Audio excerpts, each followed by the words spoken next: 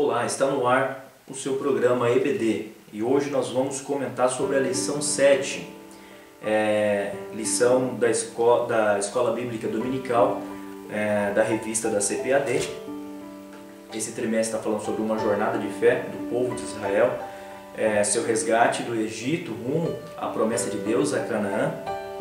Hoje nós vamos falar da lição 7, a lição que será lecionada no dia 16 de fevereiro de 2014. Vai falar sobre os 10 mandamentos. Nós sabemos que a promessa de Deus feita a Abraão, que faria através da sua semente uma grande nação, passando por Isaac, Jacó, por José. José, que vendido ali pelos seus irmãos, se estabeleceu ali no Egito, trouxe a sua família. A partir daí o povo de Israel começou a crescer. Sabemos que na época era cerca de 5% da população do Egito, em torno de 5 milhões de pessoas, crescendo de uma forma grande. O faraó, que já não era o mesmo faraó do tempo de José, resolveu escravizar o povo, tendo em vista que o povo crescia de forma assustadora e por medo até mesmo de perder o poder nesse local, o faraó começou a escravizar o povo de Israel. Tendo em vista que os limites do Egito eram guardados pelo povo de Israel, o faraó já via que os soldados israelitas eram fortes, ágeis nas guerras, e para evitar um possível domínio de Israel sobre o Egito, começou a escravidão. Entretanto, Deus escolhe Moisés, um homem visionário, um homem escolhido por Deus, preparado por Deus, para resgatar o povo de Israel do Egito. Esse processo se deu desde a preparação de Moisés, criado ali no Egito, por Faraó, estudando toda a ciência do Egito, todo o conhecimento ele teve. E lá no livro de Hebreus, nós vamos ler no livro de Hebreus, no capítulo 11, versículo 24, diz assim a palavra de Deus: pela fé Moisés, sendo já grande, recusou ser chamado filho da filha de Faraó, ou seja, ele era filho de uma princesa, e ele recusou para resgatar o povo de Israel do Egito. Pois bem, meus queridos, esse processo foi um processo de preparação dentro da ciência. Depois Deus preparou ele ali no deserto de Miriam, quando ele matou o egípcio e foi para lá. Houve outra preparação, os primeiros 40 anos no Egito, os outros 40 anos no deserto. Ele volta porque tem uma experiência com Deus, e Deus pede a ele para que resgate esse povo, que resgate o povo de Israel. E ali já com seus 80 anos ele começa essa caminhada rumo a Canaã. É bem verdade que esse processo, ele, tendo em vista que era uma libertação, o povo de Israel, depois de atravessar o Mar Vermelho, esperava novos rumos, É normal e é muito lógico que quando nós estamos em busca de uma melhora, de uma situação melhor, nós queremos ver esse resultado. E o povo de Israel, ele não estava vendo esse resultado, Nós sabemos que eles começaram a murmurar. Por quê? Porque ali no Egito eles tinham casa para morar, apesar da escravidão. Eles tinham casa para morar, tinham local, tinham comida. E sempre que eles começavam a caminhar, o povo de Israel começava a murmurar. Eles estavam acostumados a viver uma vida de escravidão. Mas Deus queria, com esse objetivo, trazer para o povo de Israel uma experiência, para que o povo de Israel tivesse um contato maior com Deus, viver dentro da dependência de Deus. E o povo de Israel não estava entendendo isso. Então, por isso essa escola que Deus estava colocando para Israel. Nós vimos na lição passada que eles caminharam rumo ao Sinai, passaram pelas águas amargas de Mara, ali representando ali a murmuração do povo de Israel, até que Moisés toca nas águas e as águas tornam-se puras para beber. Logo à frente eles encontram as 12 fontes de Elim, representando as 12 tribos de Israel, e as 70 palmeiras, onde eles puderam descansar. Depois caminharam rumo ao Sinai, até chegar ao Sinai, um processo aí de 2 anos. Do Sinai à terra de Canaã, eles demoraram mais 38 anos para chegar. Isso é um percurso aí de 500 quilômetros no deserto. Pois bem, meus queridos, hoje nós vamos aprender que lá no Sinai, enquanto o povo estava mais uma vez se rebelando, Arão vacilou e acabou construindo o bezerro de ouro. Entrou-se ali o pecado da idolatria, atribuindo aquilo que Deus tinha feito ao povo a um Deus de matéria, que não fala, que não escuta. E esse processo foi ruim para o povo de Israel, porque eles deixaram de atribuir a Deus aquilo que realmente de Deus tinha direito, porque a palavra do Senhor diz que a Ele é dada toda a honra e toda a glória. Pois bem, enquanto o povo de Israel achava que Moisés estava demorando lá no Sinai, acreditava até que ele já tinha morrido, Moisés estava ali recebendo as 2 tábuas das leis, e nós vamos hoje comentar sobre essas leis. O nosso texto áureo, ele está no livro de Romanos, no capítulo 10, versículo 4, que diz assim: porque o fim da lei é Cristo, para a justiça de todo aquele que crê. Isso está no livro de Romanos, no capítulo 10 e o versículo 4. A nossa verdade prática, ela diz assim: a lei expõe e condena os nossos pecados, porém o Senhor Jesus Cristo, pelo seu sangue expiador, nos perdoa e nos justifica mediante a fé. O apóstolo Paulo, também aos Romanos, ele diz: portanto agora nenhuma condenação há para aqueles que estão em Cristo Jesus, que não é segundo a carne, mas segundo o Espírito. A lei, ela não veio para condenar o homem, pelo contrário, a lei ela veio para colocar notório o pecado do homem. O próprio Paulo diz que é através da lei que nós conseguimos enxergar o pecado. Sem lei não teria como enxergar esse pecado, não teria pecado. Mas a lei ela traz a notoriedade do pecado. Mas quando nós falamos de lei, nós logo entendemos e parece trazer aquela sensação de prisão, sensação de controle. Pensa comigo, vamos pensar do ponto de vista filosófico. Tá? Do ponto de vista filosófico, quando nós criamos essa ideia de liberdade, parece que nós não podemos estar presos a nada. Freud, por exemplo, diz que a liberdade é o direito de agir. Quer dizer, eu posso agir conforme eu quiser, quando eu quiser. Quando eu desenvolvo esse processo de agir, se eu tenho a ideia de liberdade na cabeça, na minha mente, automaticamente eu criei uma regra para isso. Eu criei uma regra, então eu acredito em algo, eu quis acreditar nisso. Né? No livro de Romanos, no livro de João, no Evangelho de João, no capítulo 8, versículo 36, a palavra do Senhor diz: se o Filho do Homem vos libertar, verdadeiramente sereis livres. Então, se nós entender pela mesma ideia que Freud estava dizendo, a questão de que eu tenho o direito de agir, uma vez que eu acredito em algo, mesma ideia de liberdade. Para mim dizer eu sou livre e quero fazer isso porque sou livre, é porque eu acreditei naquilo. Automaticamente eu criei uma regra. Eu criei uma regra.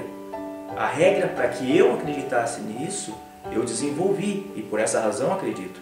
Então, uma vez que eu me converto ao Evangelho, quando eu me converto à Palavra de Deus, eu agi de forma a aceitar isso.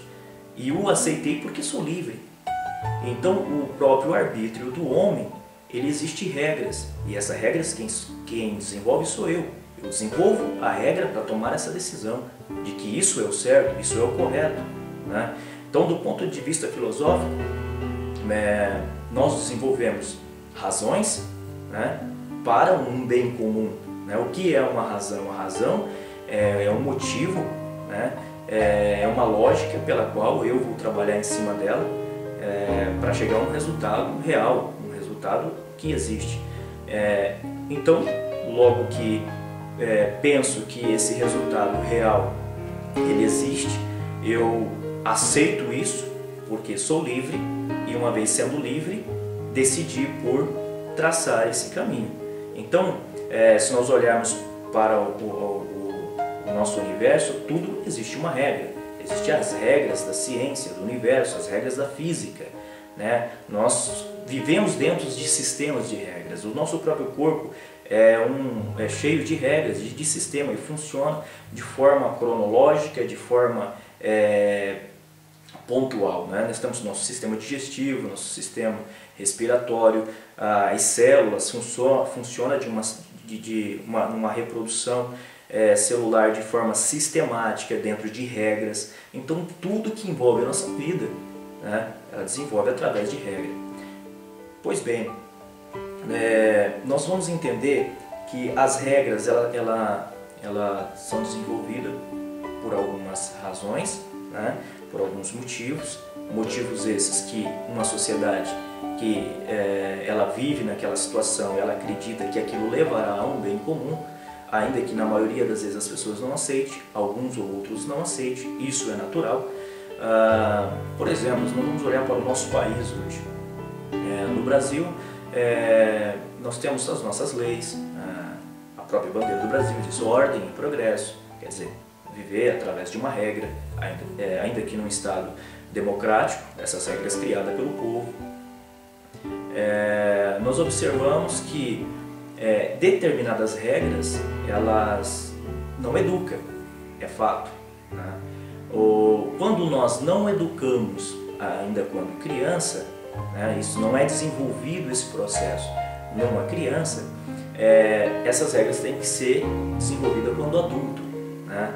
Hoje no nosso país até se criado algumas regras para não ter regras quando criança. Não se pode corrigir, inclusive dependendo da situação, você corrigir o seu filho, você pode ir preso.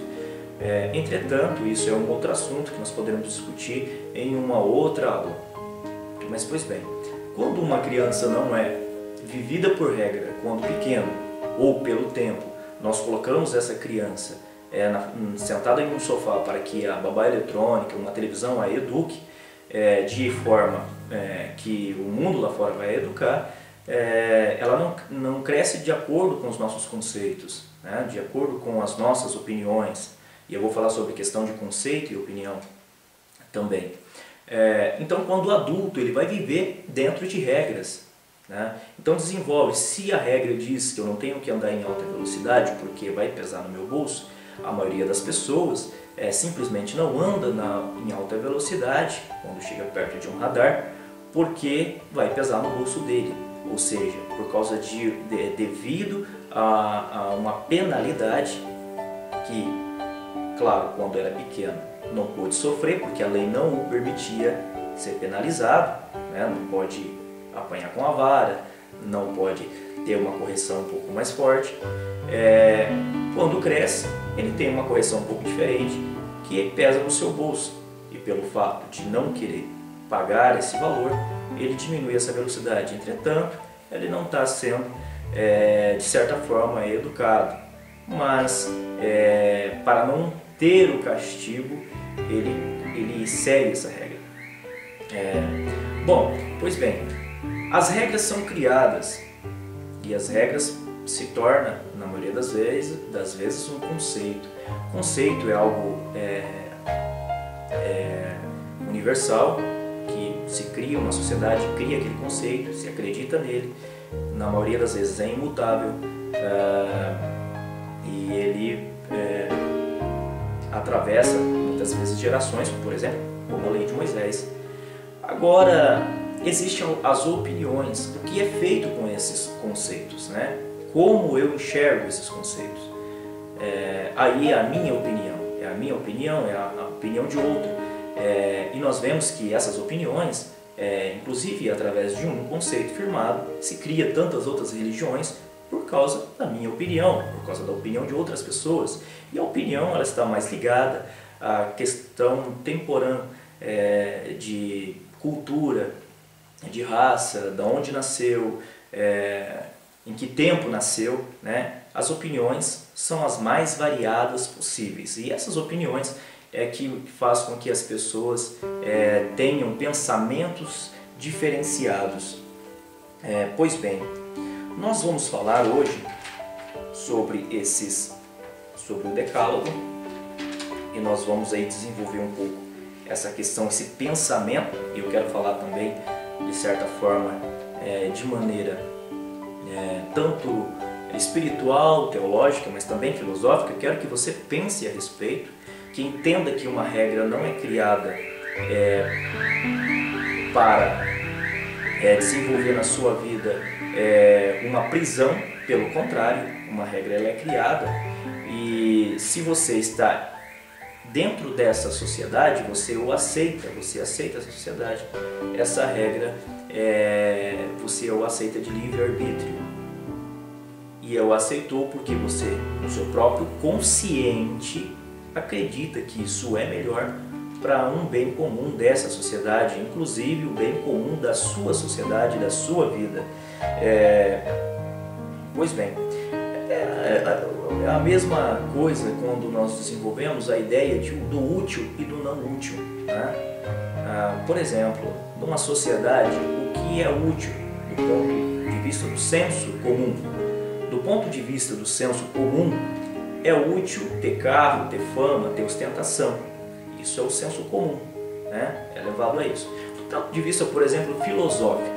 Do ponto de vista filosófico, para o senso comum, ter carro, fama, ostentação é irrelevante, é inútil.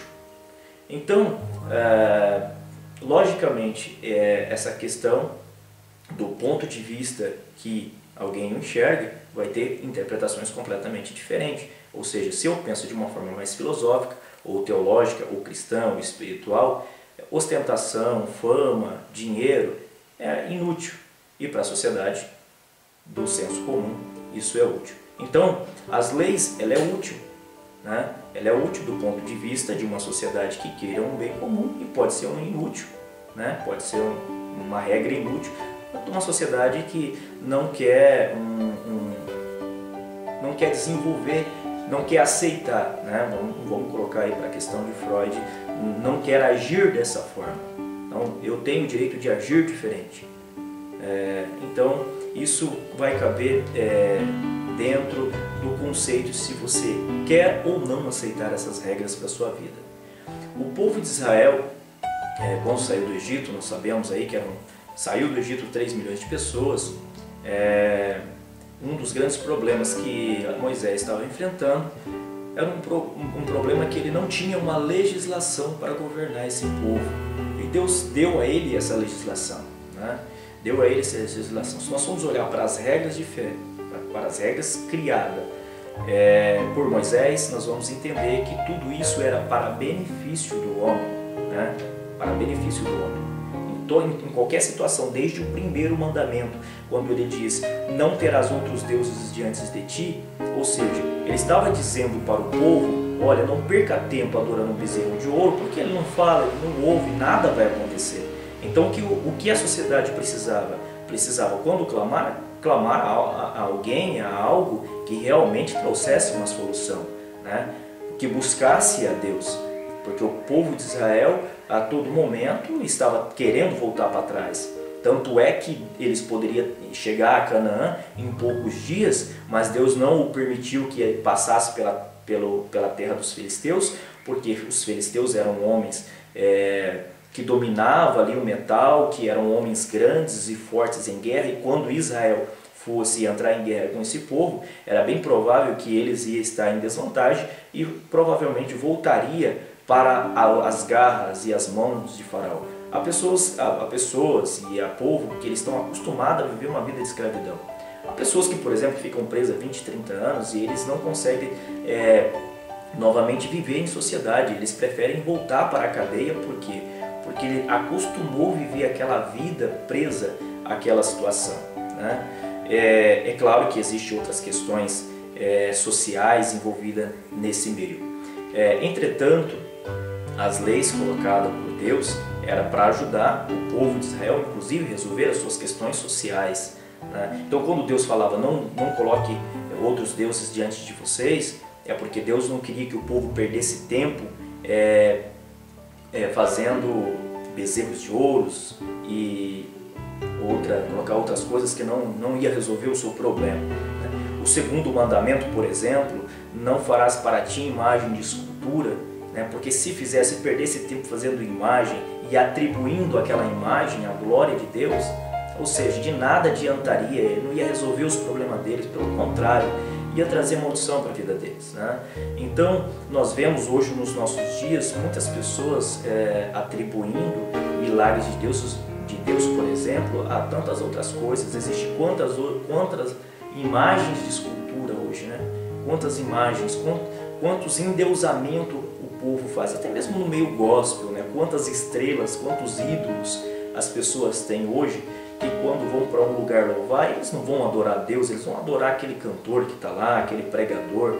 Enfim, o Evangelho de Deus nesses últimos dias um pouco banalizado. Mas eu creio que você que é fiel a Deus, que tem o seu coração voltado para Cristo, entende que essas regras de fé é importante para a tua vida, você vai viver como um povo que Deus escolheu, um povo zeloso, escolhido de boas obras e que quer morar no céu. Nós vemos, por exemplo, o terceiro mandamento: não tomarás o nome do Senhor em vão. Hoje, por exemplo, nós podemos ver quantas pessoas tomando o nome de Deus em vão. Por exemplo, o nome de Deus é usado até mesmo em funk, em vários ritmos, coisas absurdas, né? Eu creio que Deus tem se entristecido com essa sociedade, com essa humanidade. A palavra de Deus fala que nos últimos dias o amor de muitos se esfriaria, né? Tem muitos que dormem e outros estão até... há muitos fracos, há muitos doentes e outros até dormindo, quer dizer, já morreu espiritualmente, não tem mais vida, né? Não tem mais vida. O quarto mandamento: lembra-te do dia do sábado. Muito interessante, porque o povo de Israel caminhava todos os dias em busca da terra prometida. Eles caminharam por 40 anos. Então Deus estipulou: um dia vocês tiram para descansar. Esse dia é o dia do Senhor. Deus o santificou esse dia, e esse dia eles não deveriam andar nesse dia, né? Esse dia era um dia preparado. Isso foi revogado de forma alguma. Hoje, por exemplo, tantos pentecostais, neopentecostais, a maioria deles guarda o domingo, né? Tira o domingo para ir à casa do Senhor, para servir ao Senhor, para adorar o Senhor na beleza da sua santidade. Deus trazendo para o homem que a vida não é só trabalho, que a vida não é só busca, você tem que parar e tirar um momento para Deus, né?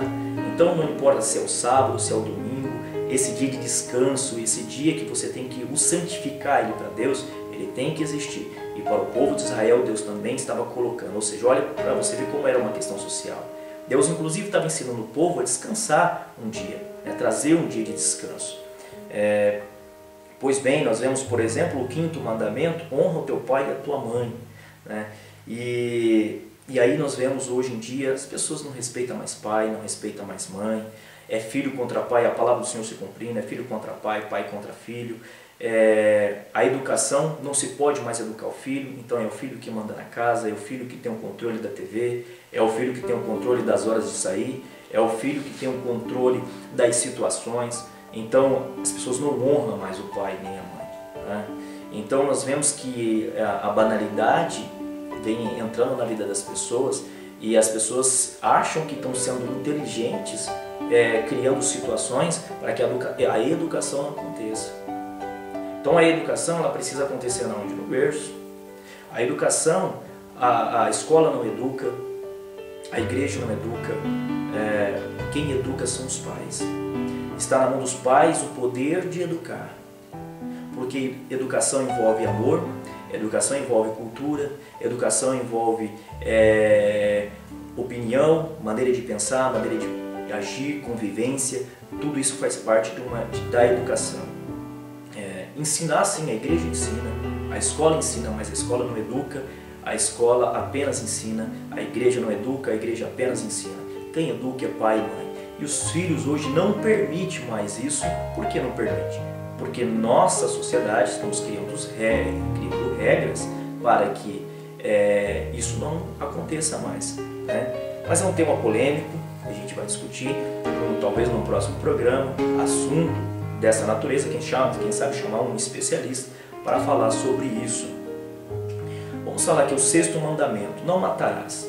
Obviamente, para viver uma vida social justa, matar o seu próximo trazia problema tanto para quem matou, quanto para a família de quem morreu. Então esse manual de regra, de fé, de conduta que o povo de Israel estava tendo era para viver uma harmonia, para conseguir chegar a uma situação, a um projeto lógico, vamos desenvolver aí uma razão, né? Qual era o projeto lógico? Chegar à terra de Canaã. Então eles precisavam dessa legislação. E se alguém matasse, possivelmente teria que ter as suas consequências, né? Isso é mais uma lei da ação e reação, né? Causa e efeito, né? Para você ver que em tudo rege leis e regras. Nós temos o 7º mandamento, não adulterarás. Esse mandamento também, nos nossos dias, poucas pessoas têm cumprido, porque famílias têm se destruído, as pessoas não se preocupam mais, não têm a preocupação de destruir famílias, quantas pessoas se destruindo, mentindo, as pessoas não respeitam mais a família alheia. Então essa parte aqui, esse 7º mandamento era também uma regra de fé para que o povo de Israel vivesse em harmonia, para que famílias não fossem destruídas, para que aquele que tem aquilo que é seu o cuidasse, né? E não o cuidasse daquele que é do vizinho. Então as regras de fé criada hoje, conceito criado pelo sistema que existe hoje, vem deturbando, né? As novelas ensinando a traição, tanto lixo, tanta porcaria, e nós permitimos que esses meios de comunicação eduquem os nossos filhos, e isso vem destruindo as famílias a cada dia que passa, né? Pois bem, meus queridos, nós vemos aqui o 8º mandamento, o 8º mandamento, não furtarás. Ou seja, nós temos que viver com aquilo que Deus concedeu, a nossa porção, né? Aquilo que Deus concedeu para que nós, a palavra do Senhor fala que todo trabalhador, ele é digno do seu salário, né? Então se ele é digno do seu salário, com aquilo que ele ganhou, ele compra, ele não precisa tirar de ninguém. Naquela sociedade precisava estabelecer essa regra para que as pessoas se vivessem em harmonia, que não fosse desonesta, que não usasse de mentira, de desonestidade. Mais uma regra de fé que hoje nós vemos que não é seguida pela sociedade, muitas vezes até mesmo no meio cristão. Quantos políticos que metem a mão naquilo que não é deles, quantas pessoas que roubam nas empresas, que roubam das mais diferentes formas, né? Então nós vemos que essas regras de fé é para que funcione uma sociedade, é para que um sistema funcione melhor, né? E se você está incluído nesse sistema, né, não tem como alguém falar assim, eu sou livre de qualquer coisa. Não existe, você não tem como ser livre de qualquer coisa. Você está preso num sistema, um sistema solar, o seu organismo é cheio de sistema, você levanta pela manhã, você está cercado de sistema. Agora cabe a você, de acordo com a sua opinião, desenvolver da melhor forma possível essas regras, né? As regras elas têm que ser desenvolvidas na sua vida de uma forma que venha trazer para você caráter, conduta. Aí nós vamos falar a questão da moral, da ética, né? Se moralmente eu não estou ferindo o outro, eu não estou entrando no espaço do outro, eu estou respeitando esse espaço, né? Eu estou vivendo de forma ética. Então nós temos que entender e observar que as pessoas têm muitos conceitos deturbados, inexistentes, né? Até mesmo algumas pessoas pregam-se socialismo, pregam-se capitalismo, acham que o capitalismo é a prisão, outros acham que o socialismo é a prisão, né? Ambos são regras diferentes, ambos são meios e mecanismos de uma sociedade querer viver pelo seu próprio bem comum, né? Agora cabe a nós entender qual é o nosso bem, qual é o bem comum para a nossa sociedade, né? Somos nós brasileiros que vivemos num estado laico, vivemos dentro de uma democracia, nós escolhemos as nossas regras, né? E aí futuramente terá eleições e as pessoas não têm essa ciência de que ele tem a responsabilidade de criar as suas regras. O 9º mandamento, não dirás falsos testemunhos contra o teu próximo, né? quantas pessoas, para destruir a vida de outro, ele conta mentira, ele mente, até mesmo para levar vantagem, até mesmo para conseguir vantagem sobre o seu semelhante. Então, entenda como foi a sabedoria de Deus. Acredito eu, e isso é uma verdade histórica, que os 10 mandamentos, ela é a base de praticamente toda a legislação do mundo. Nós sabemos que ali no Sinai Deus deu a Moisés o Decálogo, e as principais religiões da terra baseada nas leis de Moisés. Hoje nós sabemos que Moisés influenciou o Oriente e o Ocidente, islamismo, o judaísmo, o cristianismo, tudo baseado aí nessas regras de fé que Deus deu. Então, assim, ali no Sinai Deus mudou a história da humanidade. Hoje nós vemos que as principais legislações de quase todos os países é baseado em uma regra de fé semelhante a essa. Nós temos aí também o décimo mandamento: não cobiçarás, né? Esse mandamento traz aqui uma questão até mesmo psicológica, né?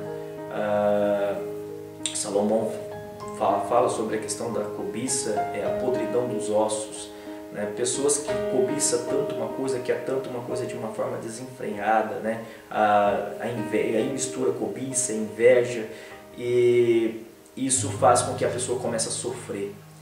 E entenda que isso não é uma coisa saudável para o ser humano, não é uma coisa saudável para uma sociedade, né? Viver de uma forma assim, de uma forma cobiçosa.